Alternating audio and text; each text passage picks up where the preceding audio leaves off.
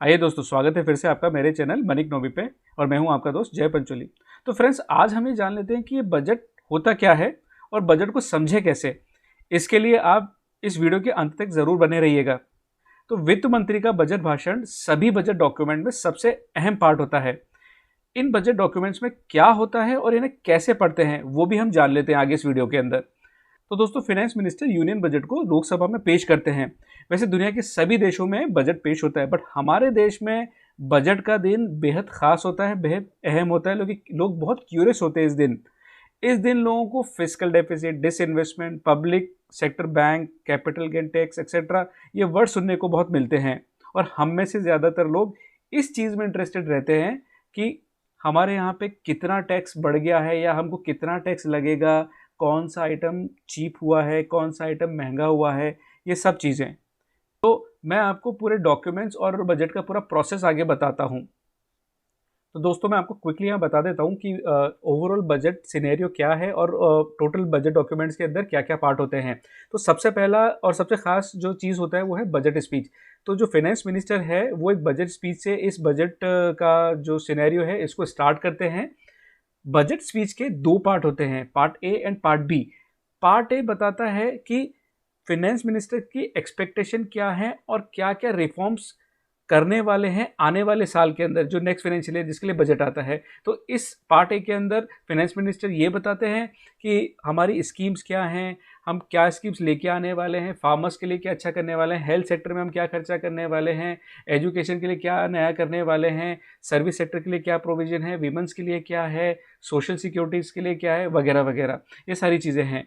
Similarly part B के अंदर direct और इनडायरेक्ट टैक्स का डिटेल अवेलेबल होता है। वहाँ उसके रिलेटेड अनाउंसमेंट होते हैं कि अगर कुछ चेंजेस हैं इनकम टैक्स स्लैब में या कॉर्पोरेट टैक्स के अंदर, कोई चेंजेस है कैपिटल गेन के अंदर, कस्टम ड्यूटी, एक्साइज ड्यूटी, तो वो सारी चीज़ें यहाँ बताई जाती हैं। दोस्तों, जीएसटी जो है वो जनरली बजट के सिनेरियो में नहीं आता है कि उसमें कोई अमेंडमेंट किया जाए, बिकॉज वो जीएसटी काउंसिल के दायरे में आता है, बट एक जनरल इन्फॉर्मेशन आती है यहाँ पे जीएसटी की।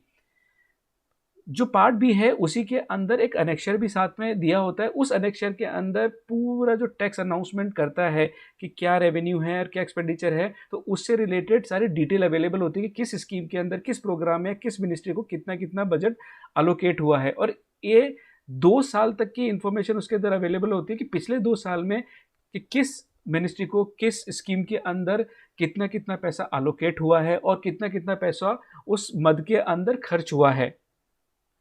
तो दोस्तों, सेकंड डॉक्यूमेंट है बजट एट ए ग्लांस। तो ये डॉक्यूमेंट एक तरह से ये भी मेन डॉक्यूमेंट है जहाँ पे आने वाले साल का क्या टैक्स रेवेन्यू रहेगा, क्या नॉन टैक्स रेवेन्यू रहेगा, क्या कैपिटल एक्सपेंडिचर रहेगा, क्या एडमिनिस्ट्रेटिव एक्सपेंडिचर रहेगा, ये सारी इन्फॉर्मेशन उसके अंदर अवेलेबल होगी। साथ साथ ये भी कंटेन करता है कि फिस्कल डेफिसिट जो है वो कितना होगा। दोस्तों, फिस्कल डेफिसिट मतलब जो सरकार ने जो पैसा अर्न किया है टैक्स के थ्रू और जो सरकार को जो खर्च करना है, तो उन दोनों का जो डिफरेंस है, तो जनरली वो नेगेटिव में आ जाता है, तो उसको डेफिसिट बोलते हैं। तो जो गवर्नमेंट है वो टारगेट तय करती है कि इससे ज़्यादा डेफिसिट हम लोग नहीं रखेंगे। अगर इससे ज़्यादा डेफिसिट रहेगा तो देन वो एक्सटर्नल बोरोइंग भी करती है, बाहर से आईएमएफ से या वर्ल्ड बैंक से लोन भी लेती है।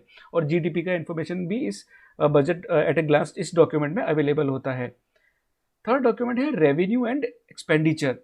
जो ये दो डॉक्यूमेंट है उसमें से पहला जो रेवेन्यू है उसके अंदर सारा रेवेन्यू का डिटेल, रेवेन्यू जो इनकम होती है गवर्नमेंट की, कोई कॉर्पोरेट टैक्स हुआ, इनकम टैक्स हुआ, एक्साइज ड्यूटी वगैरह, ये जितने भी सोर्सेज हैं। और जो नॉन टैक्स सोर्सेज हैं, जैसे आपका डिसइन्वेस्टमेंट हुआ, प्राइवेटाइजेशन हुआ, या गवर्नमेंट ने कहीं इन्वेस्टमेंट किया हुआ है तो उससे जो रेवेन्यू आया, ये सारा इन्फॉर्मेशन आपके रेवेन्यू बजट में डिटेल अवेलेबल होता है।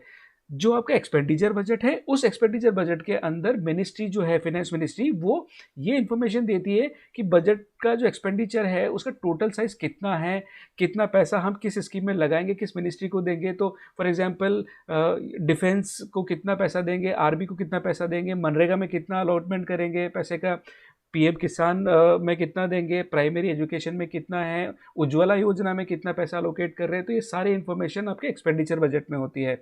नेक्स्ट है आपका फाइनेंस बिल। तो अल्टीमेटली जो स्पीच है फाइनेंस मिनिस्टर की वो एक लॉन्ग प्रोसेस होती है और वो कल्मिनेशन होता है, यानी कि वो कंप्लीट होता है फाइनेंस बिल के थ्रू। तो फाइनेंस बिल जब पास हो जाता है तो ये एक्ट बन जाता है। तो ये जो बिल प्रेजेंट करते हैं तो ये बिल लोकसभा में और राज्यसभा में दोनों प्रेजेंट होता है और दोनों से ही पास होना ज़रूरी होता है।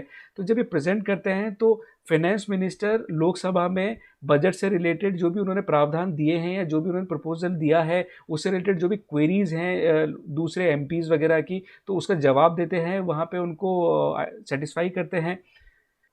देन जो लास्ट डॉक्यूमेंट है वो है मीडियम टर्म फिस्कल पॉलिसी। तो ये मीडियम टर्म जो फिस्कल पॉलिसी है, जो स्टेटमेंट है, ये सेंट्रल गवर्नमेंट इसमें अगले 2 साल तक का ब्यौरा देती है कि गवर्नमेंट का रफली ग्रॉस जो टैक्स है या जो नॉन टैक्स रेवेन्यू है वो कितना होगा, या एक्सपेंडिचर प्रोजेक्टेड कितना होगा, और कितना इसमें रेवेन्यू डेफिसिट या इसमें कितना फिस्कल डेफिसिट हो सकता है गवर्नमेंट को। तो ये सारी तमाम जानकारियाँ इस डॉक्यूमेंट में होती हैं। तो दोस्तों ये सारे डॉक्यूमेंट देख के आप समझ गए होंगे कि सारी की सारी इन्फॉर्मेशन जो है स्पेसिफिकली इनकम और एक्सपेंडिचर से रिलेटेड है।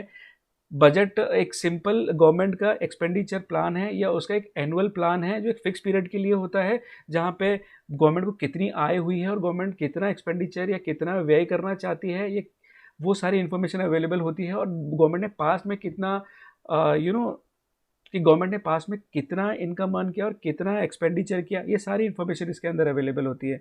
तो आशा करता हूँ ये वीडियो आपको पसंद आया होगा, तो इसको कर दीजिए लाइक और कर दीजिए इसको शेयर अपने फ्रेंड्स वगैरह के साथ में। सब्सक्राइब कर दीजिए इस चैनल को अगर आप मेरे चैनल पर नए हैं। मिलते हैं फिर ऐसे ही किसी एजुकेटिव वीडियो के साथ में, तब तक हैप्पी रहिए, हेल्दी रहिए।